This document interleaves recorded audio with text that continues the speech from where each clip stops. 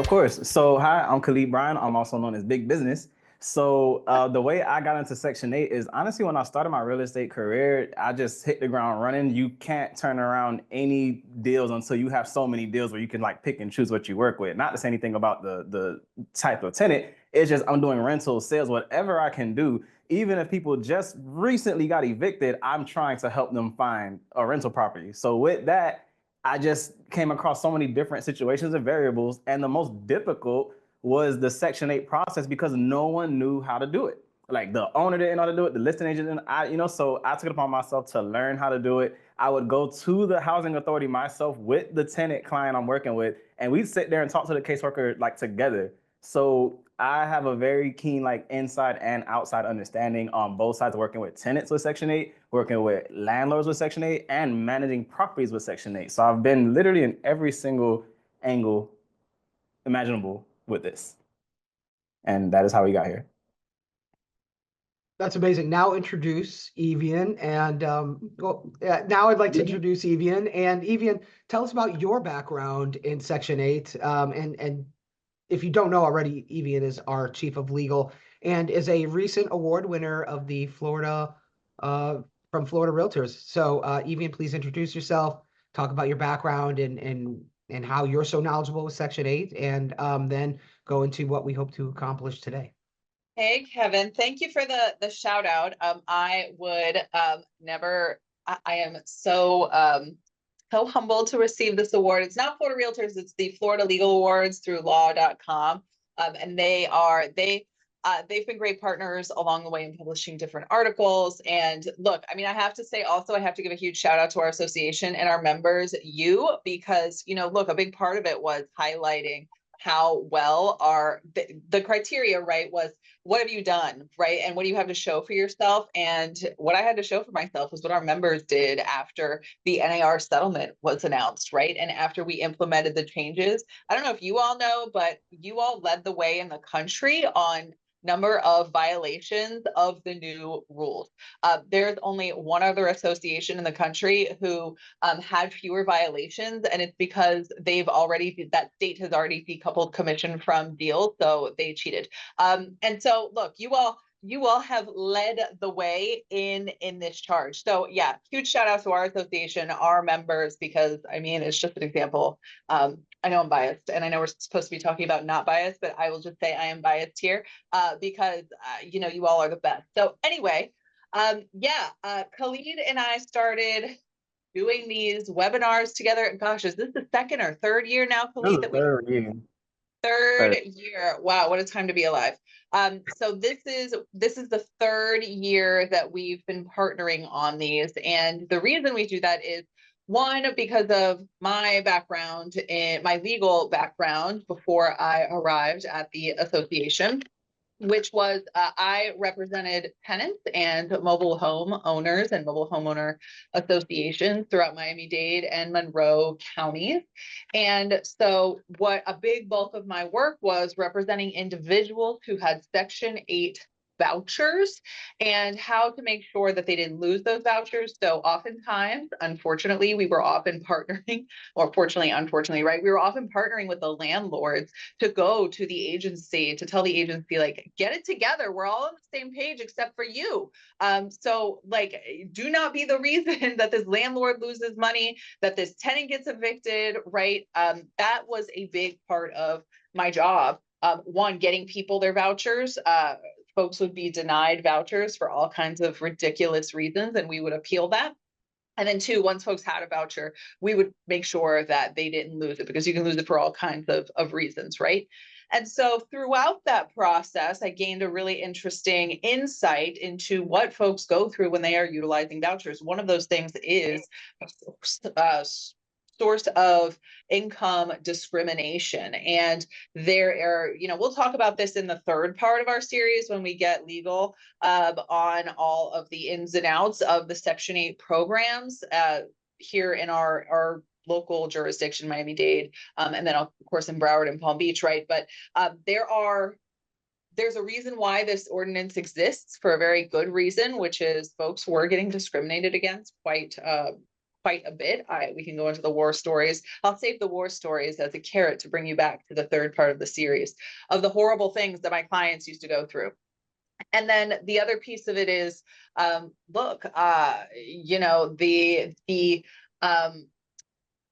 it's really critical that you get the legal part, but the legal part, it matters, right? But it doesn't matter unless you're getting your customers into homes like Khalid is doing. So anyway, it was the beginning of a beautiful relationship, because Khalid will tell you how to do business. I will tell you how not to get sued, which will help you keep doing business, right? And so today's webinar is really going to focus on the business side of things. So Khalid will go into that. I will pepper him with questions and jump in with little tidbits. And then in the end, we'll take Q&A.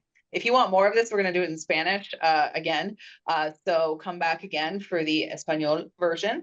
But before we get rolling, just the general disclaimers, which you all know, because, I got to do this like a medical ad for a new medication. This is not legal advice or representation. This is for educational purposes only. If you have questions, you need to seek the advice, specific questions about your specific situation. Make sure you seek the advice of counsel. All right, Khalid, take it away. Okay, feel free to ask questions, preferably in the chat because of the sensitivity of this topic. We will do our best to address all questions, and I'll do my best to breeze through this, but I do talk fast, so slow me down if needed. Okay, things to know about Section 8. Inspections are required before leases and renewals. So even if you have a Section 8 tenant in place, before they will let you renew that lease and continue paying, they will want to send an inspector out just to look at the property again and make sure it's in good condition. It's not like a 3-hour inspection like when you're purchasing a house. It's a walkthrough, and you can get the checklist to review beforehand. This is a really big one. Oh, well, before that, the association approval is needed before they will do inspection. They're not going to schedule their inspector and send them out until you're approved by the association, understanding some associations take up to 30 days. They can have an inspector out in about 2 weeks. And if I'm not mistaken, there's a certain amount of time after successful inspection where you have to move the tenant in because they want to make sure it still looks like that. Now, this one is very important. The initial price may not be the final price. So I could have wrote that better. So when you're looking at the voucher, I'm going to show you one later, and it's going to show you, let's just say in Broward County, it'll say in this zip code for a 3-bedroom, if water and electric is included, we'll pay $3,000 a month for that. I've heard of investors that are looking at that and ignoring the comparables of a property and going to purchase income properties just off of what Section 8 says they'll pay per zip code. And then when they finally move someone in, they're all but flustered when housing is not willing to pay what they said on the paper. Well, it's because in that zip code, you have to understand the variables that are going to come in there. So if they're saying, I'll give you $3,000 for a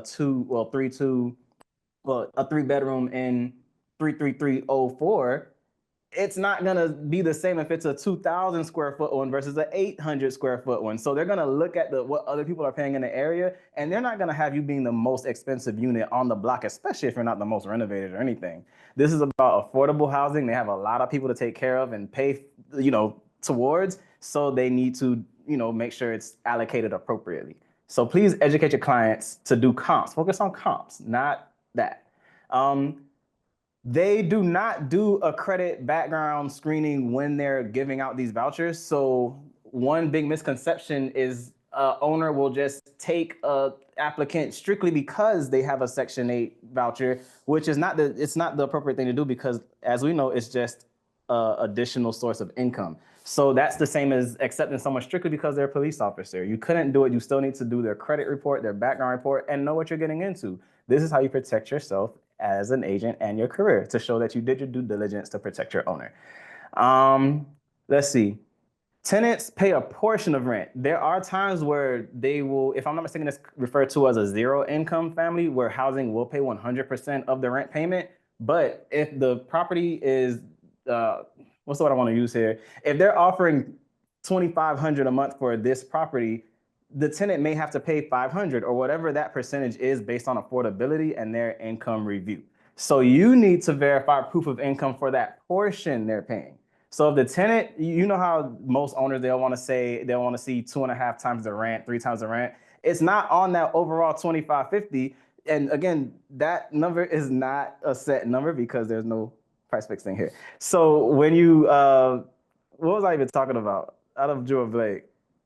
Payments, the amount, a portion of the payments, security deposits. Thank you. So when you're doing the income screening of the other income sources they're showing you, whether it be Social Security, their job checks, anything like that, you want to see that they make the variable or the however many times over of that 500 or whatever that portion of rent is.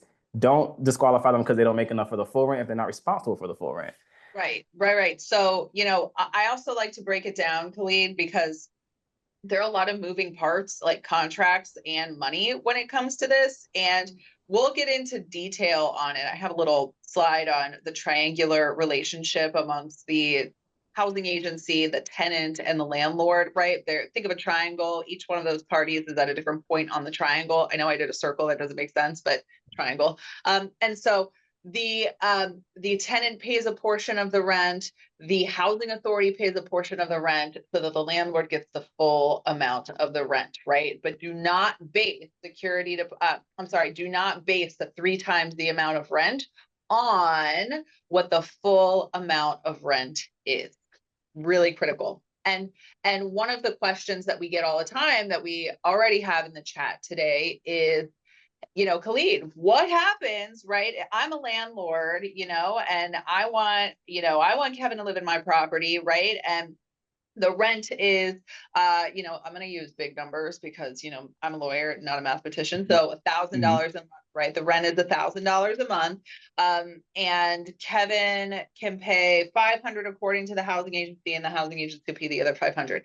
And the landlord's like, well, but actually I'm charging 1,200 in all of my other units. And Kevin says, no problem. I'll find the other 200 every month. Can we do that? You cannot, because if I'm not mistaken, it's considered defrauding the housing authority, because you're gonna have to, number one, they did your income screening and they worked with you to determine this is your affordability. We can't let you pay more than this amount per month. Otherwise, you're gonna be over your housing budget. So if you sign off, you, the agent, the owner, all of you, if you sign off telling the housing authority, yep, this is the rent, don't worry about it, and you're taking additional money that they don't know about, you signed off on that to get them to give you money. That is federal government fraud. You can't, right? Can I say that? Yeah, okay. You can say that. I mean, listen, you're not the one saying that. The federal government is the one saying that. Sorry to Kevin to malign you. You were like the other face on my screen.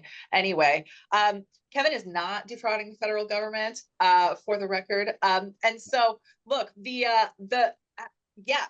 this is not Khalid saying it. It's not me saying it. This is the law, right? And I will tell you that attorneys love these cases. And let me tell you why. The feds get the first bite at the apple because it's a False Claims Act case.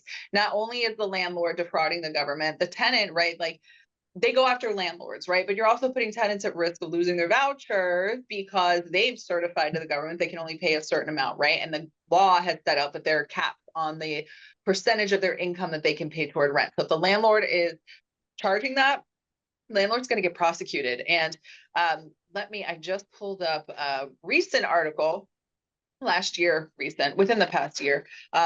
The feds, and so what happens in these cases is the feds get the first bite at the apple.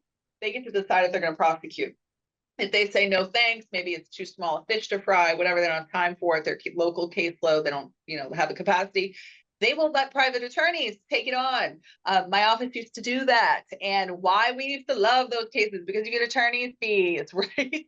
So don't do that, because these are really easy cases for the feds to prosecute, and they love making examples of people. And the fines are fines.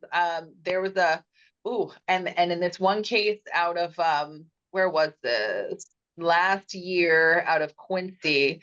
I don't know, Quincy, what state that is? Quincy.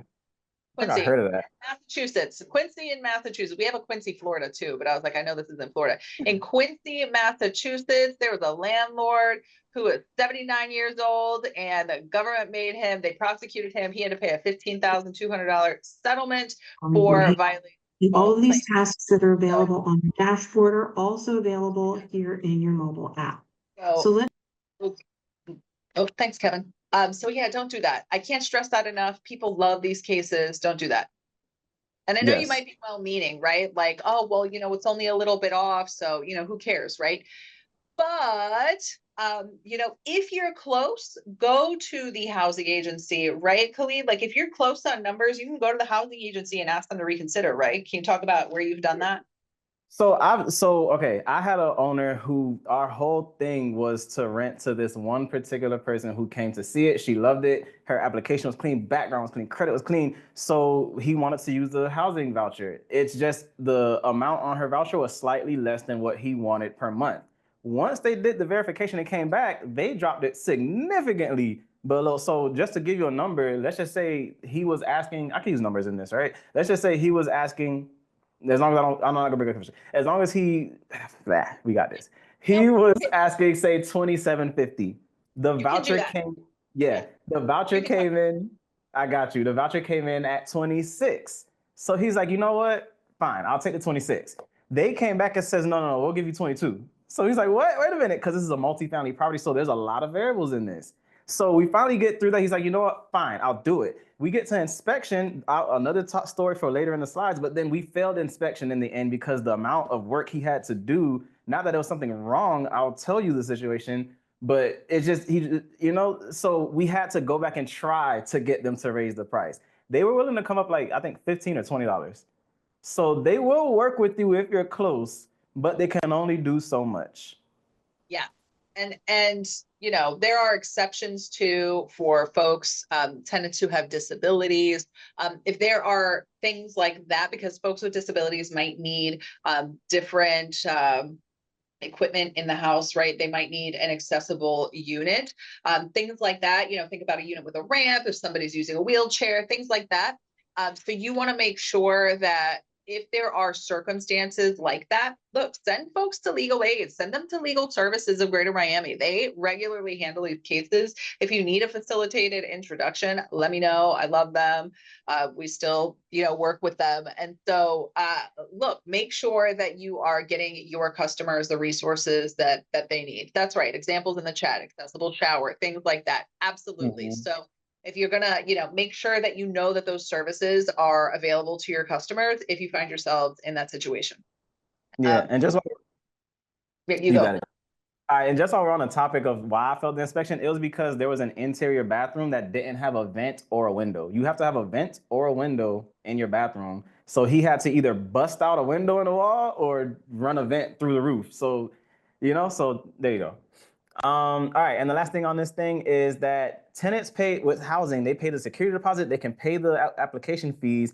Housing pays first, but they still have to pay their portion of first. But with this, they don't pay last up front. I'm not entirely sure the reason, but housing doesn't let them pay last month up front because housing is paying all 12 months on auto pay. I think they could pay their portion of last up front, but not usually you don't. Right. Because they would not, a security deposit is different than a last month's rent. Like last month's rent is not a security deposit. So, right, you can't charge them the full contract rent. It could be their portion of the rent. Right. So moving on to the next slide, because I'm gonna fight the urge to jump ahead. Okay, Before you move on, Khalid, before you move on from that one though, just there's questions in the chat that I wanted to address before we move on to the next topic, which is, I how to structure those. And I know you're going to get to that in the next slide, but I just want to give the caveat of, listen, what you're going to do with your customers it's fundamentally different if you are working with a customer, right? Who you are working with to get into a Section 8 unit. If you are working with landlords and the landlord is like, I need more money I need a hefty security deposit because this is a Section 8 tenant. All your fair housing alarm bells should be going off in your head. There are lots of stigmas around Section 8 tenants that really, I will tell you, having represented thousands of tenants, Section 8 and non-Section 8, I will tell you the only clients I ever had to file complaints against me were one where I won their case in court, and two, they did not have vouchers. And so, yeah. Nothing like winning a trial and your client filing a complaint against you because they didn't want to pay rent, and that was not a Section 8. That was not a Section 8 tenant. So listen, the critical thing to remember is if you're working with landlords, you need to make sure that they know that you got to have uniform policies, right? Whether you're dealing with someone who has a voucher or not. You can't have separate policies for people who have vouchers versus people who don't. And if you think, well, that's the landlord's problem and they can let them get sued. Guess what? Your license is attached to their name in the transaction. They will drag you down with them. The first person that gets dragged down when landlords are in these cases are my agent told me to do that. They told me it was fine. So you want to make sure, right? They get selective amnesia about what was said and when. So do not get dragged like that.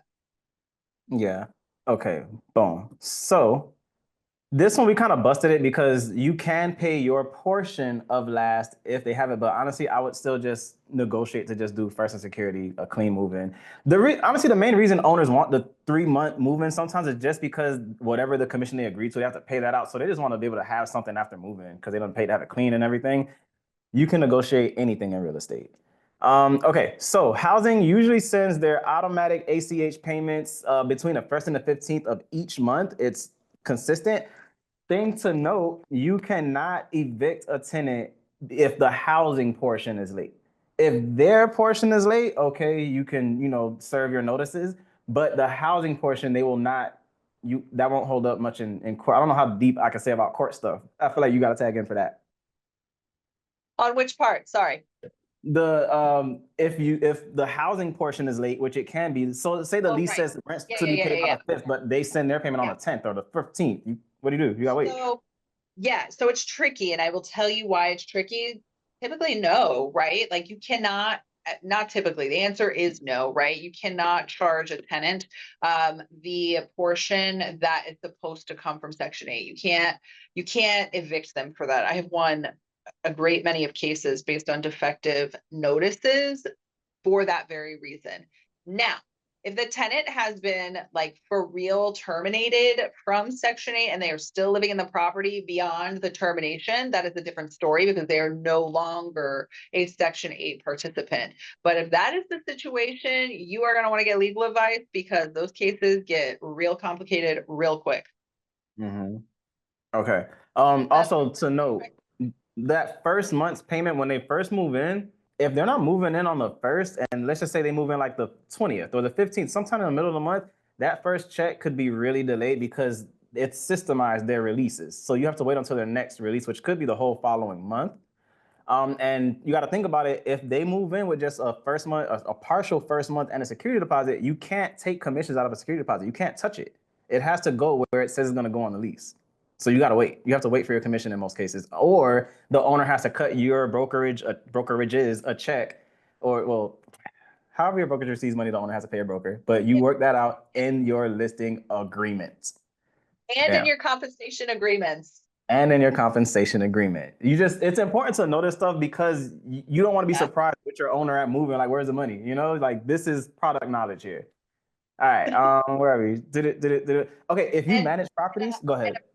And a PSA because we are being recorded, and since you never know where these recordings are going to end up, look, that Khalid is absolutely right. Like in line with our antitrust policy, right? Everything is negotiable. Compensation is fully negotiable, not set by law, right? All of that good stuff that we all know.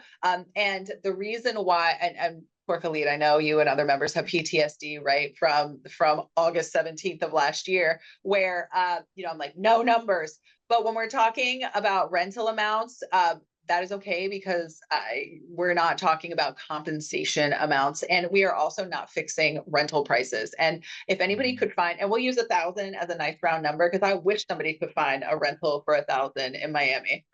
Mm-hmm. I've seen a couple. There's a thing. You'd be surprised. Okay. And when anyone ever asks, hey, do you guys take Section 8? Yes, just everybody. Yes, everyone can apply. There is no reason someone cannot apply for any housing.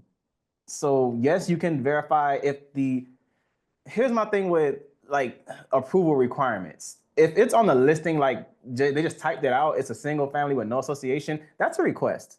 I'm going to send an offer with what works for my client because that's real estate. That's my job. If it's written in association bylaws, there's little you can do, but there are some things you can do because some association bylaws are flawed. Some bylaws don't really say what they should be saying. So this is a legal advice situation in that case. Yeah. And Khalid, let's role play it because this happens all the time and people Mhm. got sued left, right, and center by, All look, over. yeah, a few years ago, there were a huge run of cases on this on, look, the testers play an incredibly important role in fair housing and making sure that people are not denied fair access to housing.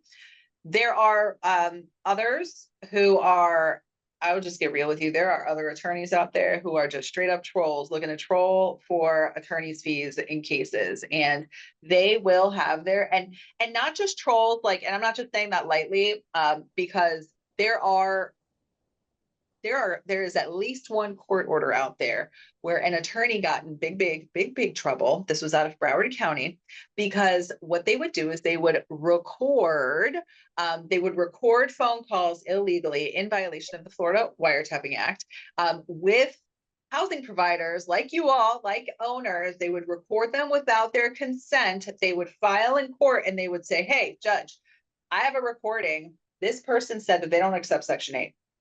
And then they play games in litigation for years, don't turn over the recording. And then finally, when they turned over the recording in this case, the judge found that they misrepresented to the court what the recording said. So basically, the recording did not say what they said it said, and also found that they violated the Florida Wiretapping Act. Not good. So act like people are listening because they are, even though it's, not legal.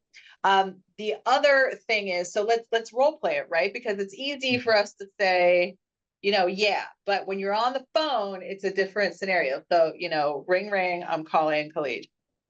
Hello, big business. Hello. Hey, I see that you are, hey, I'm looking for housing and I see you've got this awesome rental that you're renting out. Is that's still on the market? Yeah, of course, it's still available. When do you want to see it? Oh, that's awesome. Yeah, maybe tomorrow. But before I come out, can you tell me if you'll take my Section 8 voucher? Absolutely. Anyone's welcome to apply. Okay, so you'll take my voucher. Absolutely. Every offer is considered. Okay, great. Thanks. See you tomorrow. Okay, thanks. Bye. Bye. So let's play it the other way, right? Because this is what happens. This is how it also happens. So we'll play the other way, right? All right, ring, ring. Hello, big business. Hello, I am calling because I see you have a rental on the market. I'd like to see it. Sure. When would you like to see it? Yeah, tomorrow would be great, but I don't want to go out if you're not gonna accept my Section 8 voucher. Can you tell me if you'll accept it?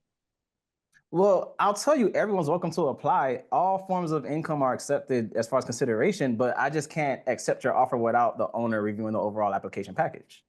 No, I want you to tell me that you will accept it or not, and if you're not going to accept it, tell me, because I don't want to waste my time. I don't want to pay a fee. I don't want to have to wait. I got to move on to another one. So just tell me. No worries. No, I understand your time is valuable, and I can assure you the Section 8 voucher is no problem here. I just can't tell you about, because we're going to need to do a background review and credit review, so I just can't accept your offer, but I can definitely tell you it will not be an issue. Everyone's considered. Okay, so what about my credit? I have like 400, a 400 credit. I had some issues, but I got like 400 credit score, but I'm okay now. So Well, you'll accept it? yeah, we don't have any specific numbers or metrics. Everyone's willing to able to apply. So come see it. We'll get your application in order, and they're going to review the overall offer package. We'll see what the voucher amount is. We'll see what the income looks like, the background, and the owner's going to make a decision based off all of the information we see. We just want to make sure it's fair for everyone. Okay, well, I also was convicted for running over my neighbor last year. I just got out of jail. So I ran over my neighbor last year. I got really mad at them. They let their cats outside all the time. And I just ran them over one day. So I have a conviction on my record. Will you guys rent to me?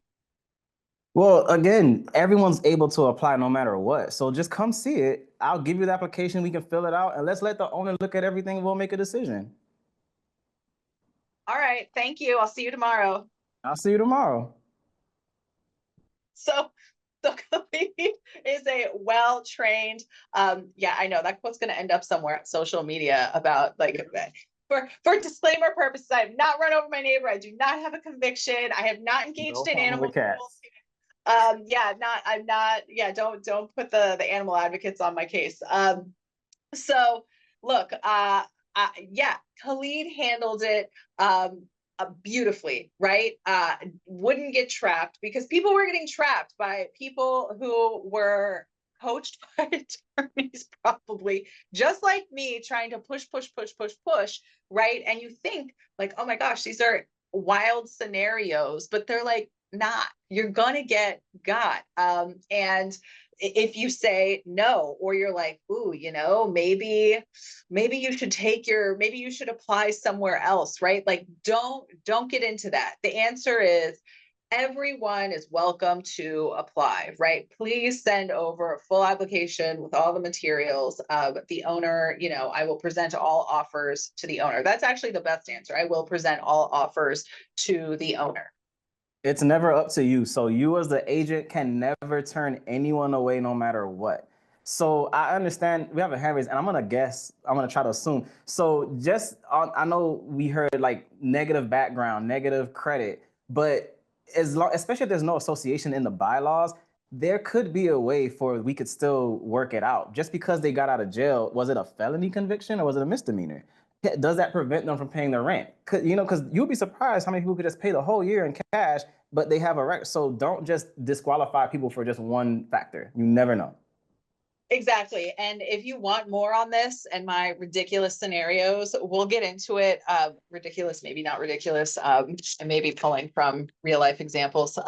Look, come to our third session in this series later on in the month.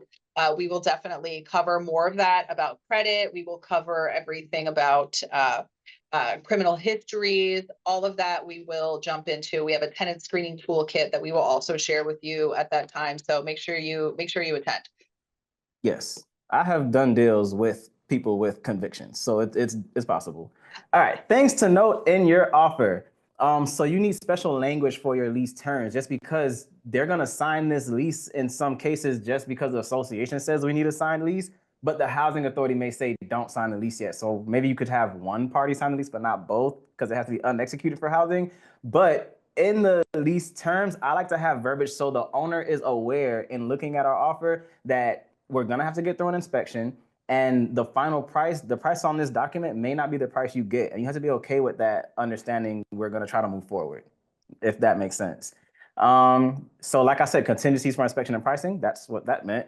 How to factor vouchers into income. Okay, so let's say the voucher is, they say your rent affordability is $2,000 a month. We will give you $1,500 a month, and you have to pay $500 a month. That means that $1,500 a month that housing is given to this person is $1,500 of income they're receiving every month.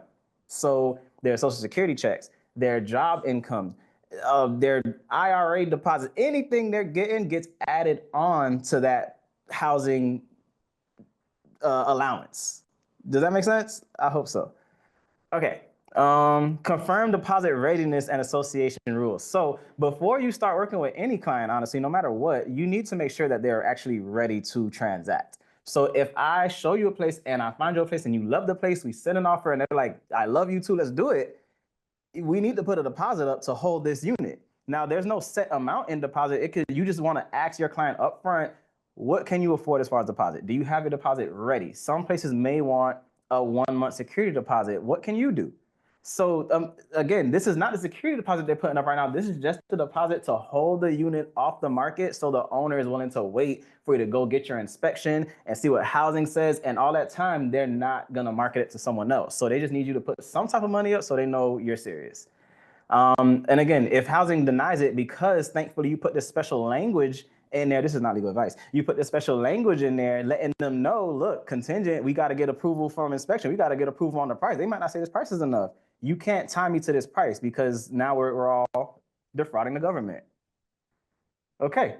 Oh, and association rules, like I was saying, in the bylaws, some associations will say we have a 750 minimum credit score. Don't assume Section 8 means they have bad credit. There's people with 850s that could have vouchers. You never know the situation. You have to assess everyone the same way. And they can check this. They will, if they're investigating you, they want to see your text. They want to see, well, how did you do this client? Did you ask them that? Did you ask them for that? You got to be consistent. And also, the other thing is, some of the best advice I heard from an opposing counsel of mine who used to evict my clients. He represents landlords regularly. Yeah, one of the best pieces of advice that I heard from him, and he is the one evicting people. Okay, he told me, look, and he actually did a training with our members many years ago, and he was like, listen, a credit score for me, and what I tell my clients, my landlord clients, is not the thing, right, that you should really be focusing in on. Look, if somebody has a bad credit score, but they don't have any evictions on their record, that tells me that they are prioritizing paying their rent, right? And so what's important for me, for my landlord clients, is that they're going to pay their rent. I don't care if they don't pay their credit card. Who cares? That's irrelevant to me.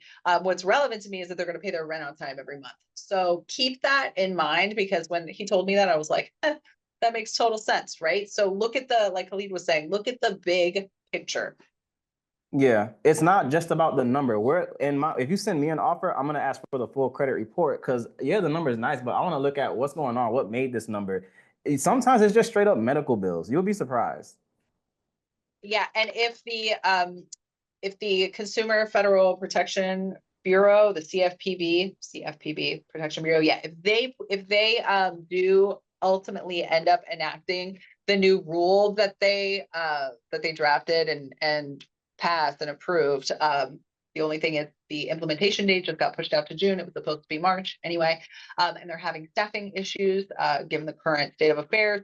But if that rule goes live, that is going to be great for our members and their customers, because what that rule does is it requires that credit reporting agencies do not include medical debt. And so that's going to bump up people's credit scores. That's going to unlock, as you all know best, unlock their ability to access rental properties, mortgages, all that good stuff. Yes. Okay. Bam. All right. Let's kick it up. Here we go. Offer acceptance tips. Okay. So this part right here, we have to explain carefully. Where I'll say increase rent if comps support, I'm not just saying if you send an offer using Section 8 increased offer. No, I'm saying if this is a property that just hit the market and you already know there may be 2 or 3 other offers, you want your client to have the best possible chance. The market has to support your increase, because just because the property is 25 but their voucher says 3,000, you can't just write 3,000 on that document, because you're all going to look very interesting when housing says no, we'll give you 23.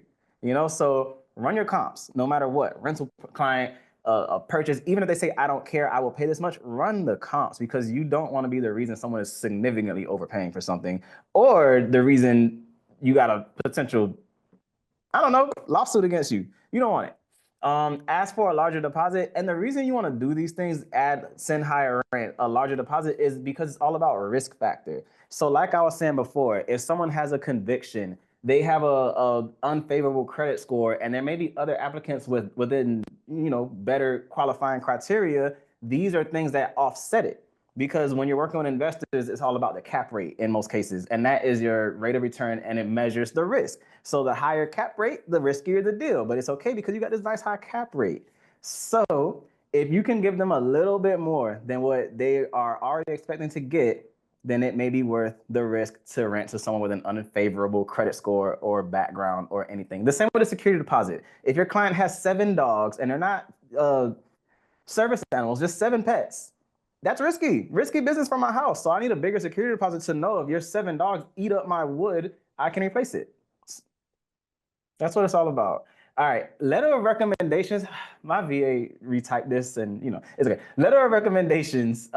They really help. Honestly, almost every offer I send, I ask them, can you get a letter of recommendation from a past landlord, your job, anybody? It's just one extra thing that they can read, and it gives them that extra thought of, what a good person. Like, people took the time to do this for them. I want that.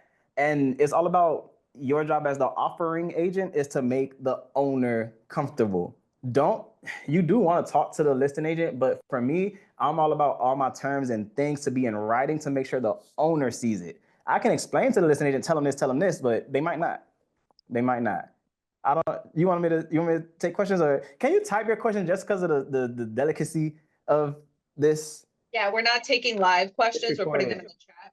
Yeah, and so one of the other questions that we're getting, and that I want to make sure that we address is, doesn't and we get this all the time, this is a common misconception, is doesn't the property need to be approved, and the owner needs to be approved as an approved vendor before somebody with a Section 8 voucher can apply or, look at a property? And the answer is no, right? Mm-mm. Like, and the whole premise of it is, right, that this would be a hurdle, an obstacle to using a voucher, right? Like if the landlord says, well, I'm just not approved, never been a vendor with the county, so I can't do it. No, the whole premise is that, look, if you are a landlord and you get if you have one offer, right, and that one offer is from a Section 8 tenant, right, and you say, no, thanks, I'm not an approved vendor. The way the system is set up, the way the source of income discrimination ordinance is set up, it's so that is not a pretext to deny somebody with a voucher housing at that particular property. So look, if that's the person you choose, then yeah, you got to go through the system, get set up, all of that good stuff to use the voucher at the property. But you don't have to be pre-approved. You don't have to be a vendor in the system first. None of that. No, I'll show you that as well. But I will say on that note, it does take a while in, at least, I don't want to call out, in the county housing authority I most recently worked with, it took my own property owner about 6 weeks or more to get his vendor application approved. They have to approve the vendor application, then they'll approve the house. So I would advise they can start the process, but just know the issue is not the issue, but the thing is, it's very tedious. So if one thing is off, if one line is missing, they're going to send it back. And they're not going to call you and say they send it back. They just send it back and you got to catch your email and then they move on to the next file. So that is what took the 6 weeks or more. If we were on it and he was on it, it would have been done faster. So you can recommend they go on and apply first. And also, if it's their first time in some housing authorities, they will give them like a cash bonus. I heard that. Yeah. Yeah, that was the thing in Miami-Dade County for a good while. Mm-hmm. Yeah, I don't know if I they will- still do it, but inquire. I'll show you how later. Okay. Limit occupancy to 2 people per room. Housing may already do this for you when they tell you, okay, because of your family size, this is how many bedrooms you can get. But just know for your offers, housing may think that, but if you're trying to do a 2-bedroom with 8 people, it might not work.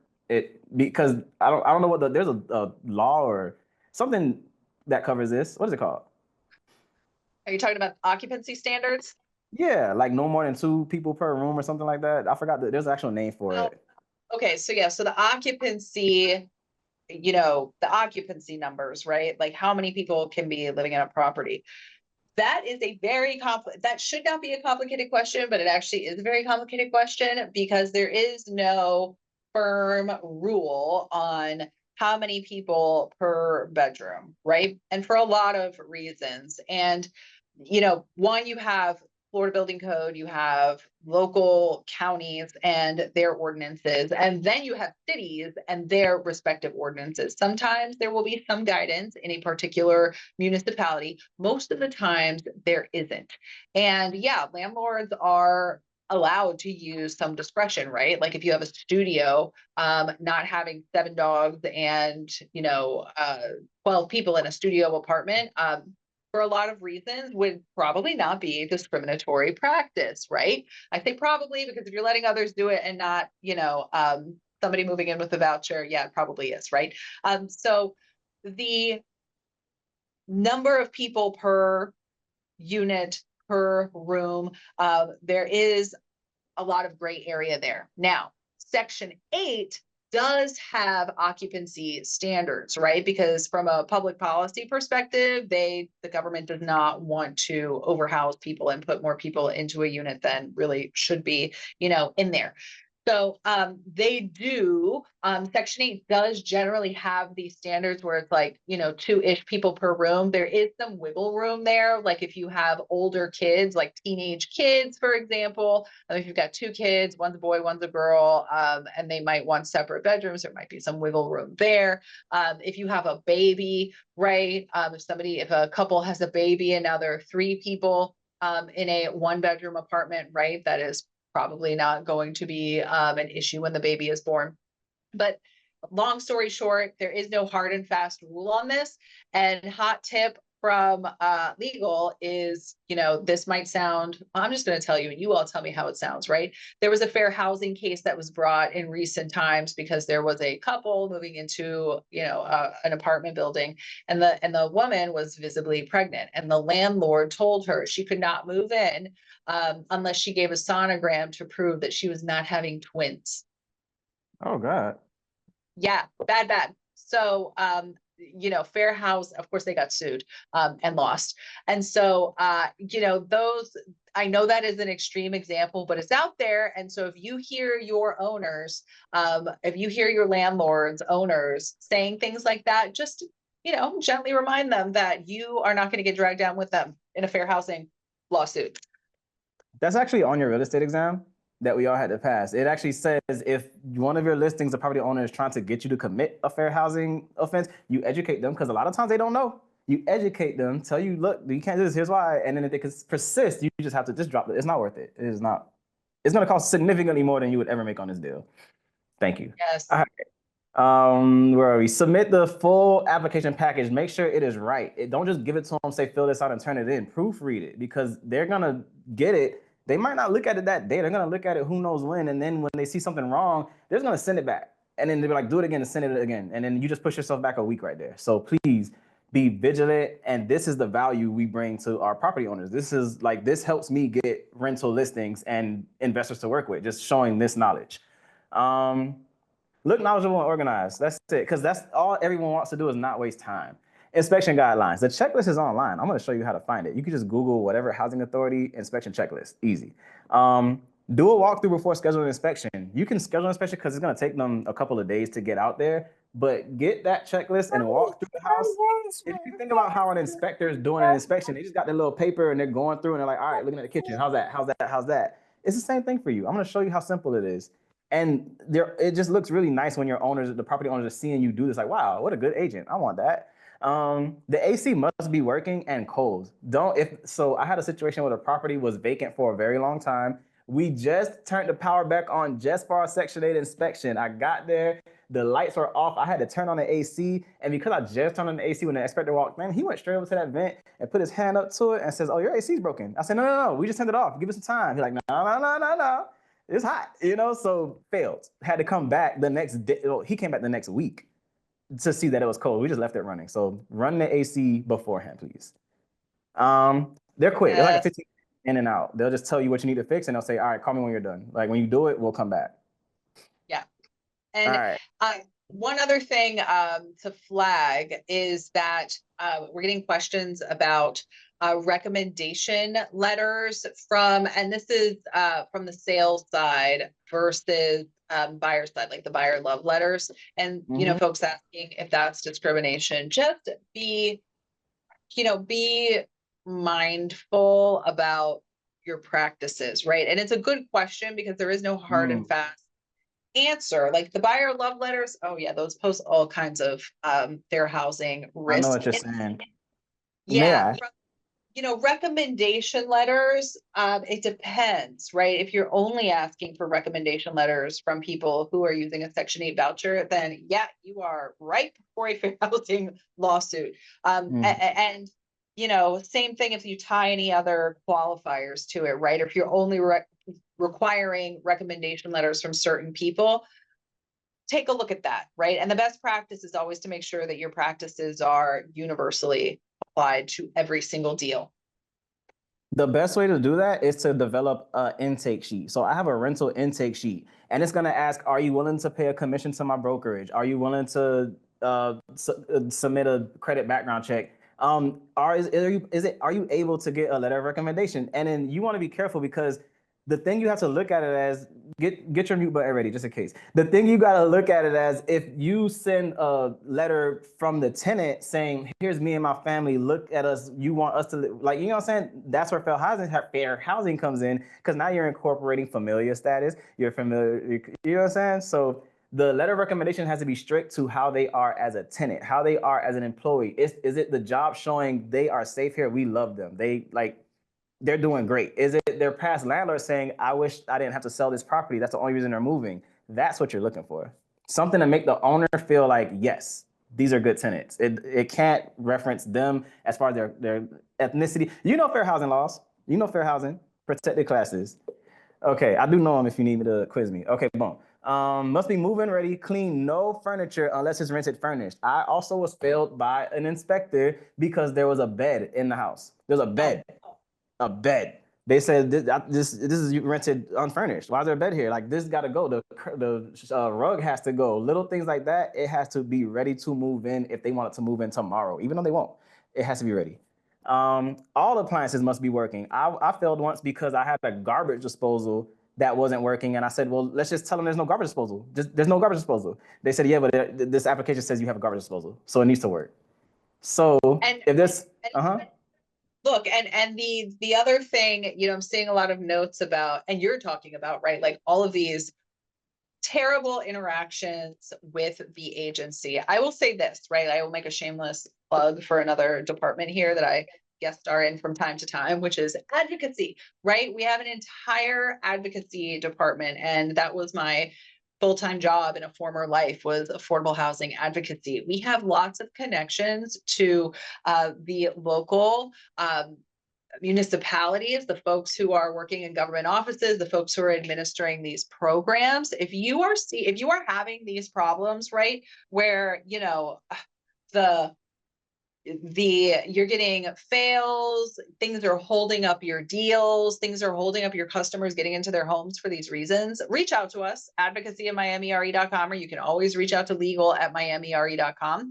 And we are always willing to see how, I'm not making any guarantees, right? But we are always willing to make a friendly call or two to folks over at the county or the Section 8 program to inquire about what might be happening to hold up our members' business. So we are, you know, that is something that is available to you, and I want to make sure that you know that, because our advocacy team. And again, every inspection I failed, it could have been avoided by me just taking more time to look through the inspection checklist and being more vigilant with the owner. What I did in most of these cases that kind of didn't go right is I just told the owner, hey, from this checklist, you need to do this, this, this, and this, and I left it to him. You have to check back in and say, hey, just making sure, is that done? Is this done? Because you have to be there for inspection. They won't use a lockbox. You have to wait, and they're going to give you a window, like a 3-hour window. You got to wait. Sometimes they come right at the start of it, though. But nonetheless, please check and double check. If there is a pool, it has to have a safety gate around it. No exceptions. I actually had to have one drilled in just to get through inspection. Fun fact. And if you do fail or miss it, like if they get there, they're not going to wait for you. They got a lot of inspections to do. So you got to wait, and then they'll come back like the next week or something. Let's see. Whoa. Okay. Why all real estate professionals must understand public housing. Okay. So I feel my philosophy is all realtors should work rentals. Like it's the perfect foundation to start your career, to get the habits built up of showing properties, working with people, talking to people, the steps of a deal, everything like that. This is the perfect opportunity to just learn. It helps you avoid fair housing violations if you have a understanding of this, what you can and can't do, and what you can and can't say. You speak confidently around your people, which is great for generating business. My business model, go out with some nice clothes on, get complimented, and now that you complimented me, I want to say some smart real estate stuff, and now you want to work with me and get my numbers. So advanced real estate is the way to go. Learn how to read the market, learn market stats. Take the commercial certificate in miamire.com. Okay. Position yourself as an expert, attract investor clients, and repeat business. Investors, if done right, will transact with you annually. So think about that. Each year you bring in new ones, and they transacting annually. That's a good day. Use tenant database to improve. Okay, so the reason I said this, once you do a certain amount of these rental leads, when you're prospecting trying to get some rental listings, you can tell them, I have clients looking for properties just like this. That makes you more likely to get in the door. I like to, when I started, I leveraged okay to advertise properties a lot. So a lot of us may be wondering, like, why does the MLS say okay to advertise on this one? You got to go to the bottom, add additional fields, search okay to advertise, and add it. And then when you see these rental properties, I like to put them on Facebook Market. You can put them on affordablehousing.com. I've also gotten rental clients just by simply posting on Facebook as a status. Who needs a rental? Who looking for a rental? You'll be surprised how many people just respond like me. I do, because it's like there shouldn't be, but there's agents out there that are like, I don't do rentals. That doesn't make sense. I work all price points. Big business works all price points. Let's see. And you will close more deals and generate more leads, because once you get to a certain position, it's all about scaling. Now you got a constant flow of leads coming in that you can now bring in agents under you and say, here's rentals, close them. Let's do it. Let's work together. And now everyone's getting helped and we're building this market up, you know? Okay, and now let me show you some documents. Let me show you some resources. That's the end of my slides right there. I just want to show you. Don't hang up. Nobody hang up. Y'all gotta look at this stuff. All right, here go my resources. But first, let me just show you. This is affordablehousing.com. Here's what it looks like. This is where you can put your rental listings or okay to advertise rental listings. And if you look at that. Housing authorities near me. So this will show you all the housing authority information. As you see, Deerfield, their waiting list is closed. But if you want to, this is adding value. You can help people with this. Just send them to this website and forward them the appropriate housing authority that they can apply for. And there is a waiting list in most cases. Is this the inspection? Perfect. So let me just show you how I got this. Watch this. Miami-Dade Housing Authority inspection checklist. I just Googled it, and it's literally the first link. Bam. So I can just print this out or put it in my handy dandy Remarkable and take it to the property. And as you see, annual inspection. So if you're renewing, they got to do it again to make sure it's still safe. What they're really looking for is like, is this safe for kids to be? So the interior, the exterior, that's it. This is what they're going to your house to look at. All right, and here is the one in Broward. Now the tricky part with Broward breaks down into multiple different things. So you got Housing Authority of Fort Lauderdale right here. This is just the Department of Housing and Urban Development. So we're just gonna do Fort Lauderdale because that's the one I work with the most.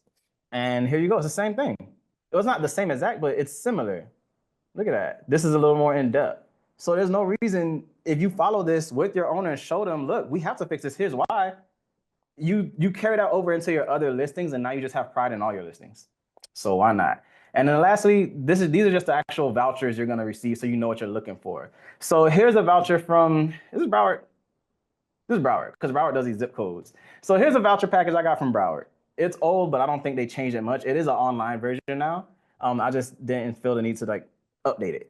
So it's gonna have the issue date. Here's a date they got their voucher. I don't know if you can see my mouse. And it's gonna have an expiration date. These things expire. So if someone comes to you and says, I want to find a house with an expired voucher, it's similar to they want to buy a house with an expired pre-approval. You got to get that renewed. Let us know that you're still qualified for this, because after a while, if you don't find it, yeah, you get kicked out of the program. And so Yeah. another service you can do for your customers is if you see that they are coming up on that expiration date, tell them to request a renewal. And if they are having issues, they need to go to Legal Services of Greater Miami, because they handle these cases to make sure that people do not get terminated. Really critical. Like these expiration dates from the vouchers or even like pre-approvals, put them in a shared calendar event. That way it'll alert you, oh, your voucher's about to expire. Let's call the caseworker and get a new one. Because they'll renew it, but you only get a certain amount of renewals. And if you still can't find a place, they're just like, we got to move on to the next person.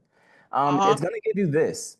This is like each group. As you see, it's all the zip codes throughout Broward. And here's how they break it down. If you're going to get electricity paid for or water paid for, or if any utilities are paid for, they'll pay a little more because it's one less thing you got to pay.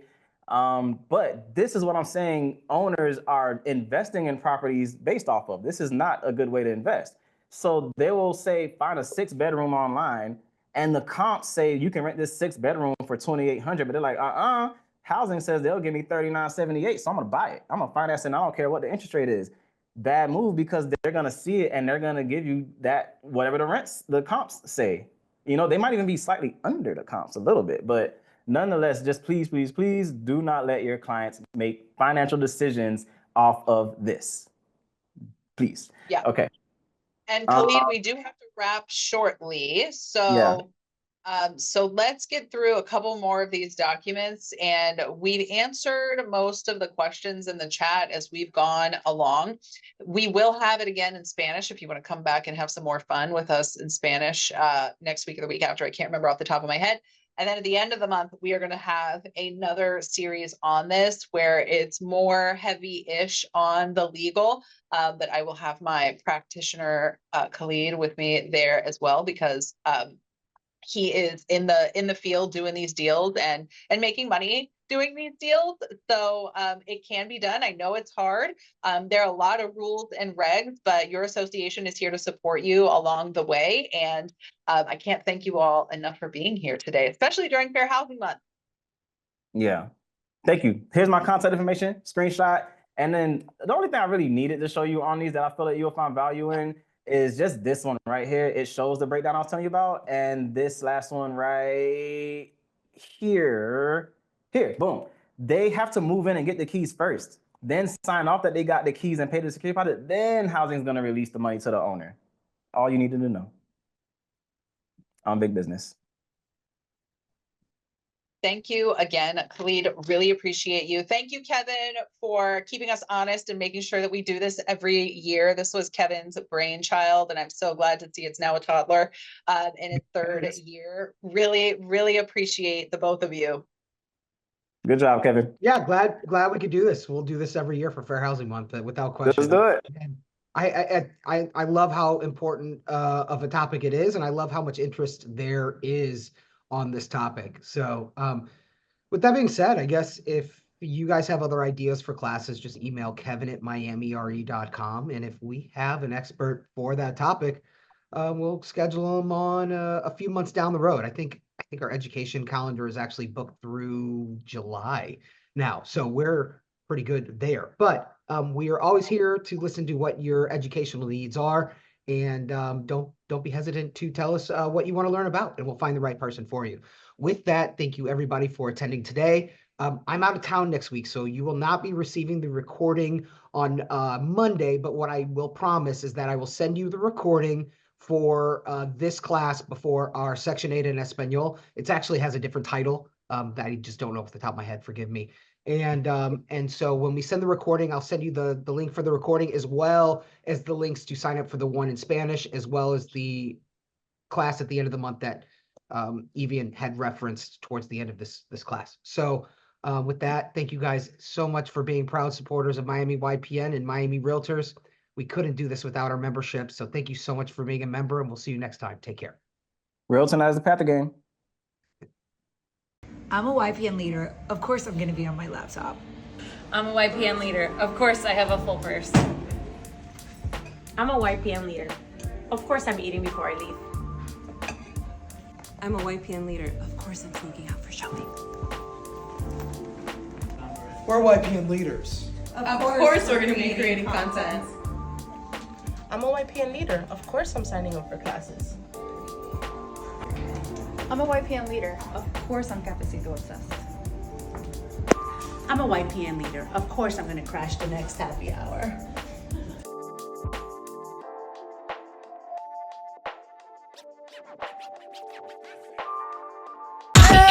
If I'm on my way home, yeah. Wouldn't it be crazy? Oh, don't you still amaze me? Wouldn't it be crazy? Oh, don't you still amaze me? Wouldn't it be crazy? Oh, don't you still amaze me? Wouldn't it be crazy? Oh, don't you still amaze me? If I'm on my way home, yeah.